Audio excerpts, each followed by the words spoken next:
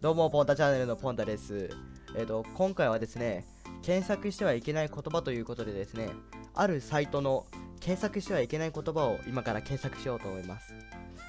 実は、怖いものがすっごく苦手で、世にも奇妙な物語っていうのあるじゃないですか。あれのワンシーンで、顔が急にドーンって出てくるシーンで腰を抜かしたことがあります。あ、これ実話です。今から調べる言葉なんですけど、E621 というね、海外の獣向けサイトなんですよね。で、その中で検索してはいけない言葉というものがあるらしいんです。それを今から調べていきましょう。はい、出ましたね。もうこの時点でもうなんかダメだね、これ。ちょっと見たんですけど、それほどなんかやばいものはたくさんあるって聞いたんですけど、さほどやばいのはなかったかなって思って、でそれでこの撮影に臨んだわけですよね。でちょっと今から調べる言葉がポケモンメイルっていうことなんですよね。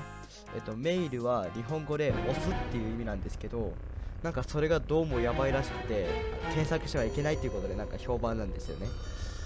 実はこれテイク2でなぜかこの撮影をした時だけなんか映像が乱れたんですよ。怖えな。じゃあ調べていきましょう。ポケモンメイド。よし。はい、じゃあ検索。おっと、待って、これ赤いやつじゃないか。いや、マジでこれ。やばいわ。あ、ダメだな、これ。調べちゃいけないってことじゃないのこれ大半って言ってたけど 100% 全部ダメじゃねえか。やべえなこれ。あかん、やべえ。もちろんこれ赤いやつだった。めっちゃ赤いやつだったこれ。今回はですね獣として俺に合ってるんじゃないかと思ってこれ調べてみたんですけど、合わないです。これやばいね。あれが出てきた。安倍さんとか。安倍さんとか出てきちゃう。これダメだ。これ絶対ダメ。雲が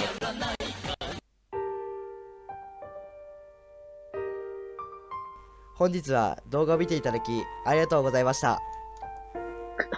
おすすめの動画はこちら。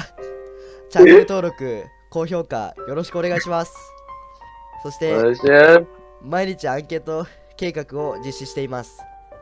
アンケートに参加したい方はそのまま動画を切らずにお待ちください。ちょっとやめて。マジでやめて。あは、死んだ。